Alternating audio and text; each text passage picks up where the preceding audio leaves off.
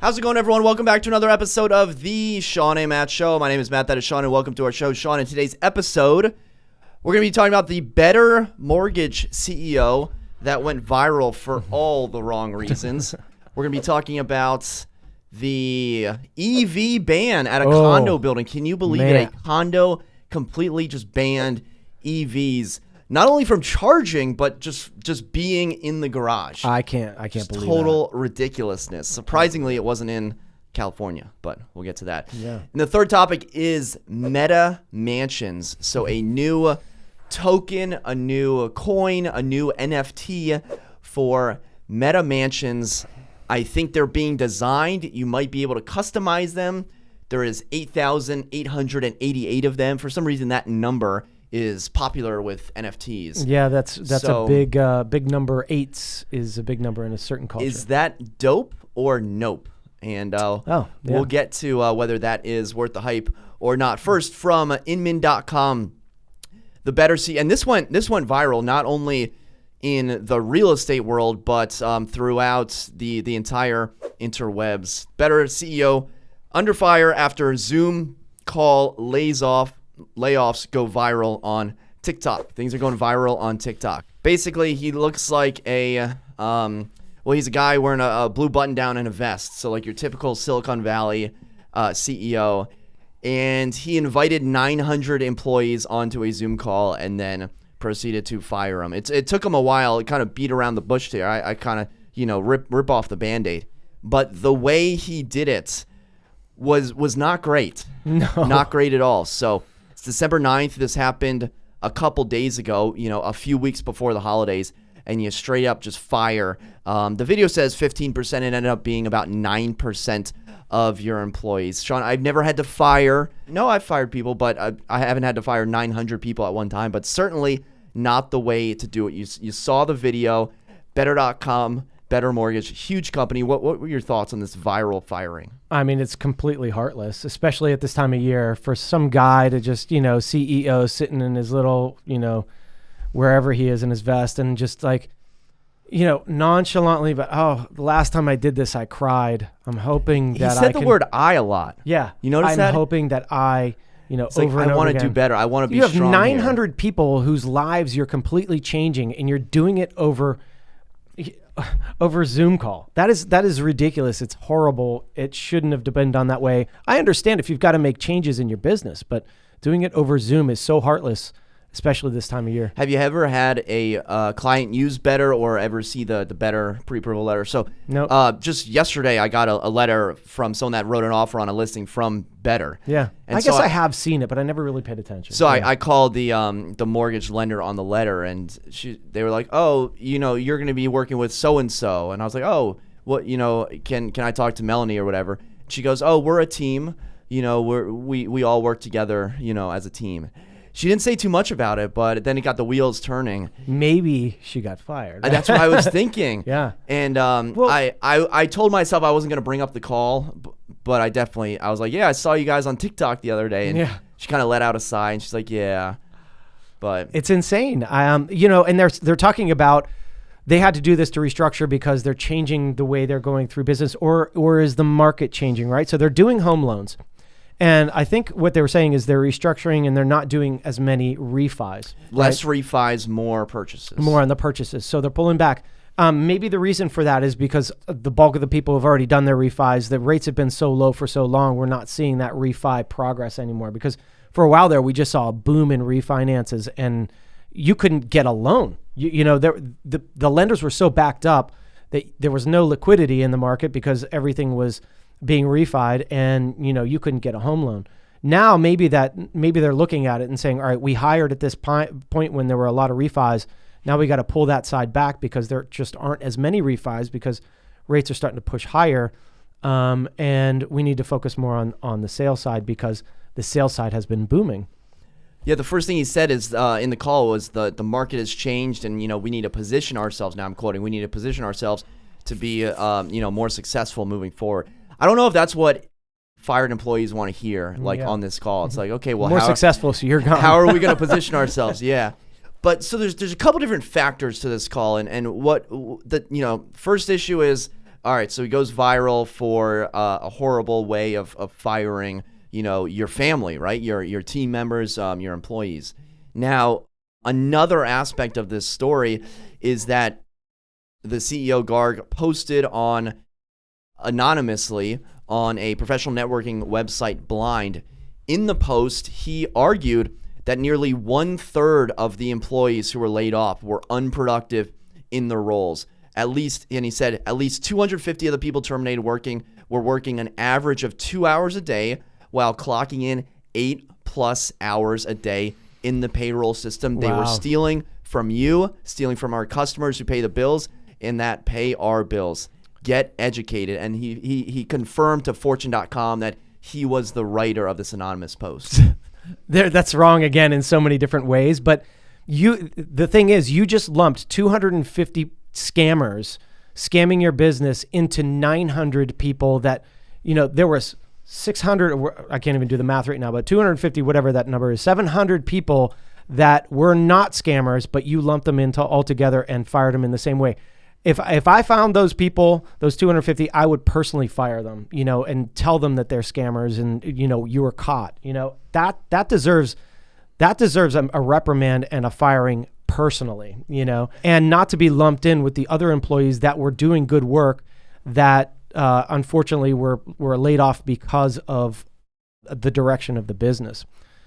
Just goes to show you, this kind of then leads into another thing, right? The fact that people are working from home and you have to watch their productivity. So a lot of businesses now have gone from, going into the office. Now they're working from home. And, I have friends in the government and in different categories that I know they're not working as much as they did.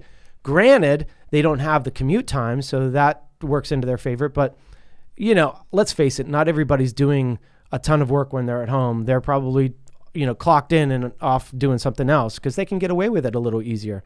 So is this going to continue where you're going to allow your employees to work from home, or is it just going to get tighter on the things that you have to clock into? Is there going to be a camera on your face the whole time that you have to show, that kind of thing? So I think it's going to get a lot more strict, and people probably will be like, maybe it's better just to go in the office. If what he's saying is true about employees only working 2 hours a day and clocking in for 8 hours, that's an incredible issue going on. And if that in fact is happening, then why do they need a Zoom call? Why not just a one-line email saying you've been terminated for your performance? The Zoom call is almost too much. Like if you're stealing, time theft, right? If you're stealing from the company, if you're saying you're working when you're not, if you're only making a couple calls, if you're only making a couple emails, I think they were tracking calls and emails at some point, your performance isn't there, then, the Zoom call is warranted. But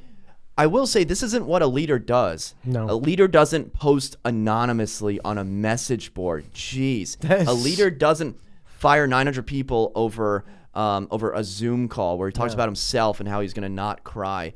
That being said, he did provide the U.S. employees with 4 weeks of severance, 1 month of full benefits, 2 months of COBRA, Consolidated Omnibus Budget, Real Reconciliation Act health coverage. So he's given these people, benefits, but there's a lot of factors between the firing over Zoom, the alleged time theft, and then, of course, now that this has gone viral, it's been seen over 3.5 million times on TikTok, more than 16,000 comments, more than 200,000 likes.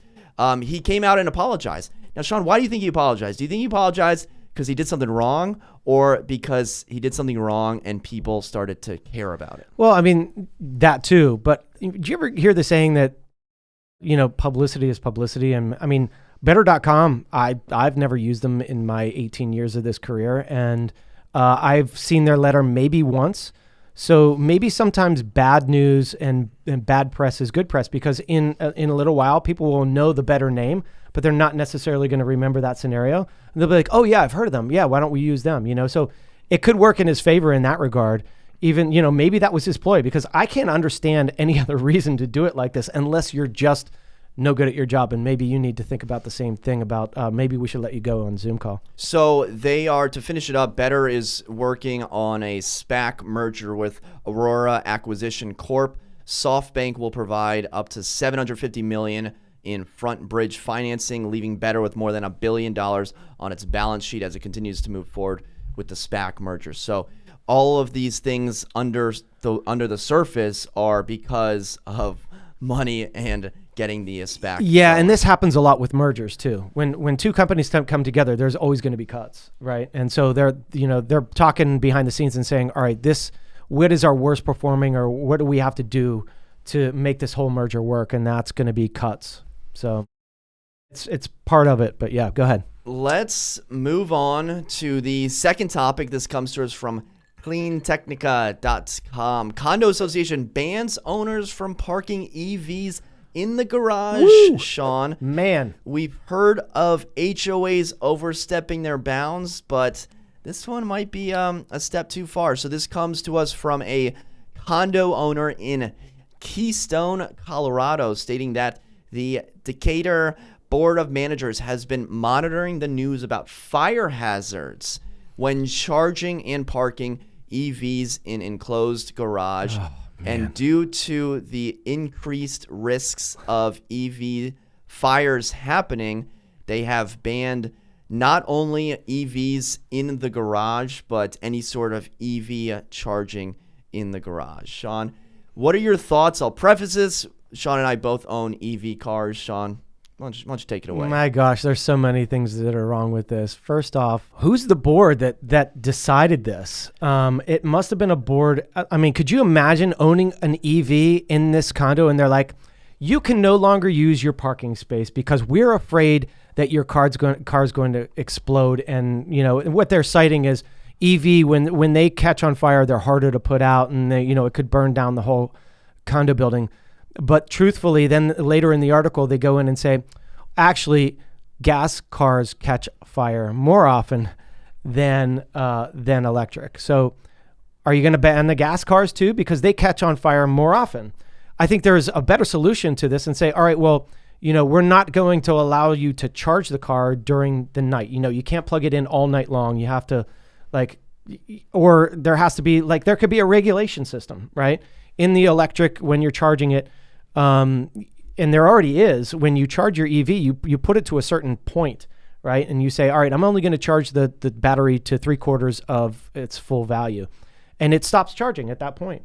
I have heard about the EV batteries catching on fire. And so it started me thinking, all right, well, I'm not going to leave it plugged in all night. I'll plug it in for a few hours and then I'll pull it off and, let it sit there. But truthfully, that thing could burst into flames at any point. You remember people's phones bursting in their pockets, right? These are batteries. I own one of those ones. Yeah. Did you really? Never exploded on me. Yeah. Oh, yeah. I do remember you were getting on a plane. You couldn't take it or something. I had to give it up. That's hilarious. But first off, number one, who's the board? What board made this decision? And if I was living in that condo, I would be so pissed off because literally I just bought this Tesla in January. You just got yours. And could you imagine you just buy it and they ban you from parking it in your spot? You own that spot. I mean, there has to be something in your condo documents that is saying that they can actually go forward and make this decision. Or what makes the board be able to do it? It should be a supermajority decision. If you're going that far, there's a lot of things that need to be enacted in condos. And one of them is if you want to enact rental restrictions, right? So if you want to say, all right, we want to enact a ban on rentals over a certain point. So 100% is the condo. We will not allow over 40% of those to be rentals. If it goes above that, then we turn off rentals altogether. That has to be a super majority by condo owners voting on that. Something as big as not allowing EVs to even be parked or charged in your garage, in my opinion, needs to be a super majority decision. You need to go to every condo owner and make sure that that's okay. And the problem is, in some of these condos, you're going to have such a different vibe of people in these condos. And right now, the segment that owns EVs is pretty small, right? So of course they're going to be like, oh, it's okay. But as we grow, I mean, this is ridiculous. pisses me off. So you own a house, you own a Tesla, you charge it at your house. Mm-hmm. You've seen, noticeable headlines. Whenever there's a Tesla fire, whenever there's a Tesla crash, for some reason that gets an inordinate amount of publicity. People love talking about how Teslas catch on fire and how a computer crashed their car when, someone was texting and driving, right? Yeah. Have you been concerned at your own? You said something about charging, you unplug it. How has your charging at home changed with the headlines that you've read? Well, I mean, it's changed a little bit. And granted, I've only had that charger there for a few months, but I was like, all right, well, I'll just, it's not like I travel all over the place where I'm using a ton of miles every night. So instead of leaving it plugged in and charged all night, I was like, well, I'll just, if there are fires and it's happening, I'm just not going to leave it plugged in all the time, right? You can pull it off and hang it up. And so a lot of times I'll just go in, and if I need a few miles, I'll just plug it in for a few hours and then unplug it. It's not a big deal. So for me, it's changed me that the fact that I'm not plugging it in all night. But I don't know the statistics. I've never read articles on how many of these are actually happening or how it's happened. A lot of time it's probably the user error, or it's just one default or one problem that was in with that specific car, And with the driving capabilities and people thinking that they're, you press down twice on your shifter and you think it's going to drive itself, and you don't even have that capability in your car. There's a difference between the one I own. You click it down twice, it'll stay in your lane and it'll drive for you, but it's not going to brake. It's not going to stop at stop signs, and a lot of people think that, and then it's user error because they think that it's going, even though it warns you. It says, hey, you have to brake. Yeah, the spontaneous fire is what the condo board is worried about. And you said you don't have statistics. Well, lucky for you, there we go. I do. So according to the National Fire Protection Association, they found that in 2018, there were a total of 212,000 vehicle fires. And yes, there were Tesla fire-related incidents. There were 6. So 6 out of 212, if I'm reading that correctly, were Tesla incidents. So they may get more publicity, but the statistics are out there that the Teslas aren't more likely to catch fire than ICE cars. In fact, ICE cars are significantly more likely to catch fire than EV cars. Yeah, I think it's somebody jumping the gun thinking, they go on the headlines, oh my gosh, it's going to burn down the whole condo. Well, what you could do there's so many other things you could have done to prevent that. If you're worried about fires in cars and things like that, you have a fire prevention system in the garage or something. I don't know. I just think the stats are out there that it's 6 cars that have caught fire. I mean, out of how many hundreds of thousands, I don't even know how many Teslas have been sold, but it's a ton. Yeah. And I've seen the Tesla catching on fire and the videos. And, if you're in a big garage, that is scary. And, if it happens at 2 a.m., maybe, no one's there to put it out or whatnot. But the likelihood of that happening is very slim. Very slim. And not only that, does concrete burn? I mean, I can see how it can, I'm not going to pretend to be a fire break expert. Down the structural integrity of it, but I mean, concrete doesn't burn. Yeah, so, I'm not a big. I don't know much about fire. I was a Boy Scout, but whenever we built fires, I would take out the bug spray when the counselor wasn't looking and spray it like a torch. How'd you get that fire going so good? You were whittling those sticks really well. Flame. And the bug spray thing catches on fire and then you throw it in and it explodes. So terrible decision, but we'll see what ends up happening there. Okay, third article. This comes to us from The Real Deal. Another Miami luxury broker journeys into the metaverse for sales. Tony Prestige on Instagram, Tony Rodriguez, is tapped to help sell 8,888 virtual mansions for cryptocurrency startup called Keys. I'm intrigued by this because this is the same ownership group that owns the Instagram hashtag handle houses at houses. They do a lot of luxury marketing on Instagram. They have a solid brand, and there's other brokers that have dipped their toes into selling what I'm just going to call our meta mansions. So Tony Prestige, Tony Rodriguez joins Oren and Tal Alexander with Douglas Elliman as other agents that are marketing these mansions. So Oren and Tal Alexander, they partnered with Republic Realm, as you know from last week's show, the developer that recently purchased the $4.3 million property in the Sandlot. So Shawn, my question to you now, I've researched Keys a little bit, the Keys token. Their price has kind of jumped all over the place from the coin. It started very, very small, roughly 0.002 cents, jumped up roughly 30 cents, and then has since gone back down to 10 cents. So the valuation of the coin is all over the place. But what I'm more interested in is the actual NFT, because not only do these houses look amazing, but on the back end of it, like, just, if you buy an NFT like a Bored Ape Yacht Club, you're not just buying, a JPEG of an ape. There are perks and benefits to that, like parties, exclusive events, things like that. And with the Keys token, or with these mansions, they're also saying there are perks like networking events. There might be they might auction off a mansion. I'm not quite sure how they're going to do that. So my question for you is this hype? Or is this real? Is the hype real for Keys? Is what I want to know.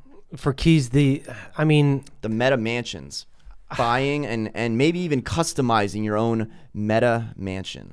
So can you, virtually go through this? Can you put on goggles and 3D goggles and walk through it? Is that what it is? And so then in the inside, you can put your own EV art and all this other stuff. EV. Now I'm saying EV, whatever it is. NFT. It's just our whole show is just going to be NFT. Yeah. So I don't know. I've seen a couple videos, and if you're watching on YouTube, I'll show the Instagram page for Keys.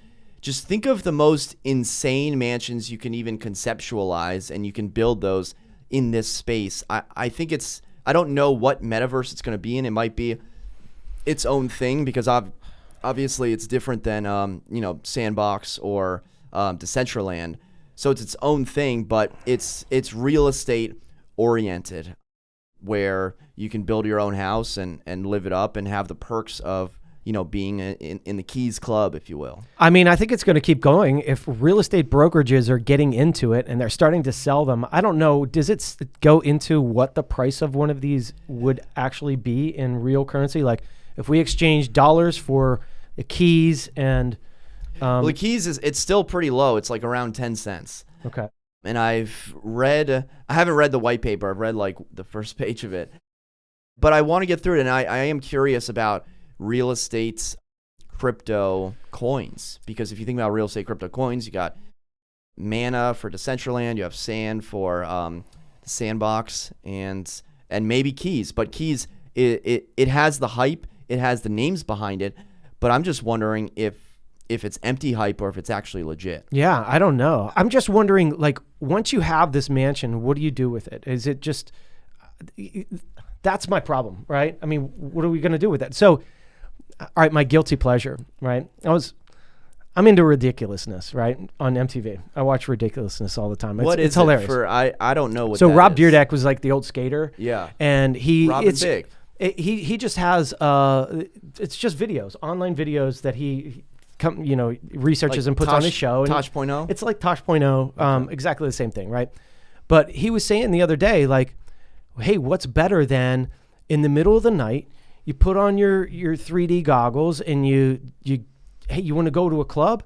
You get all your boys to go to the same club, and you're just in your living room, but you're clubbing with your friends, and you can have drinks at your house or whatever, but you're with your people inside this club. He's like, there's nothing better than that. You don't have to go anywhere. You're safe at home, but you're in there with them, right? And so when you think about it in that way, it's like, man, this is endless. This is an endless opportunity, because in the future, when we were stuck inside, what did we have to do? That's why all of this started happening.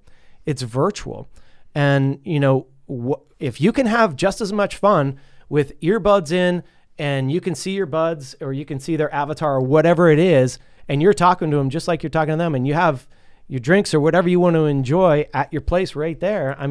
why not? What's the difference? It's not physical, but it's cool. Our girl Kathy Wood from ARC says that the metaverse is a multi-trillion-dollar opportunity. Yeah. And I don't know where this will lead to, but some of the other lands like Decentraland, I've only been in Decentraland and Super Worlds, stupid Super World. It just sounds so weird. I hate you, Super World. But basically Decentraland, it's a little like wonky, a little like Sims-esque, yeah, a little computer blocky. game-esque. But when I saw the video for keys, it looked like a interactive rendering, very high quality, very realistic house. It wasn't like a couple, pixels. It wasn't pixelated. It was like, oh man, this house hanging off of a cliff with like a Rolls Royce parked in the driveway.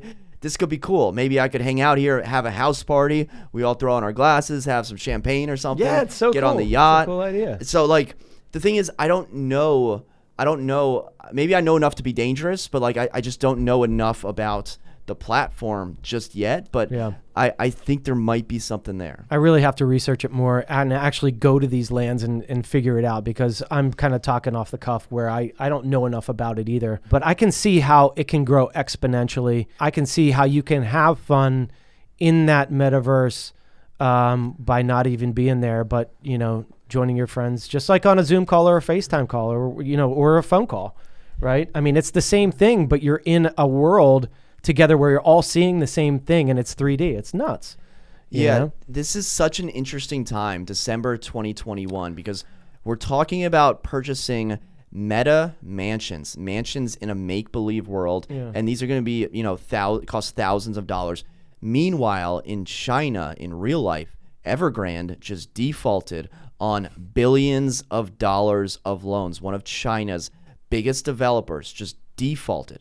This could cause a huge impact in the real estate world. And we're over here talking about fake computerized, renderings that we want to purchase. Should I just be like, maybe I should save some money and put it into an index fund instead of buying these, exactly. Like while Let's China's crumbling, exactly. We're over here talking about like these vanity projects. Maybe I'll take a step back, because what's the economy going to look like next year? This brings up another funny topic about this is like, all right, is there insurance for your home on the metaverse, right? So like, what if the servers go down, right? Oh, it's on blockchain, I guess. But what if the servers go down and you can't access your house, Or I don't know. It's crazy. Like we could get, I'm going to start my own insurance company on the metaverse. I just say that it's on the blockchain, and then usually that's enough for the other person to be like, oh, okay. Yeah, no, that's good. But I don't know enough about smart contracts, smart contracts. And, can you get a mortgage for these? No. You're you paying. better be paying cash, right? You're paying keys. You're paying Ethereum to buy keys to buy the house or whatever. Crazy. All right, guys, would love to know if you're interested in purchasing some meta mansions. You can hit up me and Shawn. Our commission is only what, 50,000 keys? Yeah, it's probably like 50. It's probably like $2. $2. That's all we'll charge you. I want to be paid in keys. Yeah, pay me in keys and we'll help you get it. Might go to zero. I don't know. Might go to the moon. Who knows? You never know. Let us know what you think in the comment section below. And for Shawn and myself, thank you so much for watching. Until next time, we'll see you then. Take care.